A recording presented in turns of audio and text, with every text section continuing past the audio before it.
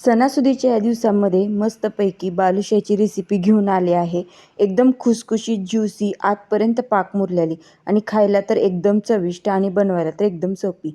त्यासाठी काय करायचं, 2 कप मैद्यामध्ये अर्धा चमचा बेकिंग पावडर, अर्धा कप साजूक तूप आणि चिमूटभर मीठ घालून मिक्स करून घ्यायचं आहे. नंतर थोडे थोडे पाणी घालून हलक्या हाताने त्याला मिक्स करून पिठाचा गोळा करून 2 मिनटं झाकून ठेवायचं आहे. एका पातेल्यामध्ये 2 वाटी साखर आणि पाणी घालून 1 तारी पाक करायचा आहे.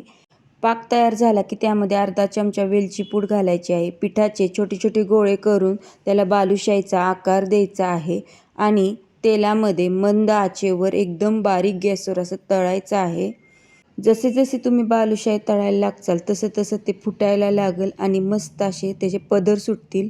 मस्त लाल खरपूस तळून झाली की त्याला आपण तेलातून काढून घेऊया. आता तळलेली बालुशाही गरम गरम पाकात टाकायची आहे. 1 मिनिट त्यातच ठेवायची आहे. तुम्ही बघू शकता की पाक पूर्ण ॲब्झॉर्ब झाला आहे. आपली बालुशाही आता इथं तयार झाली आहे. तुम्ही पण नक्की ही बालुशाहीची रेसिपी ट्राय करा. रेसिपी पूर्ण डिटेलमध्ये बघायची असेल तर लिंक मी डिस्क्रिप्शन बॉक्समध्ये दिली आहे.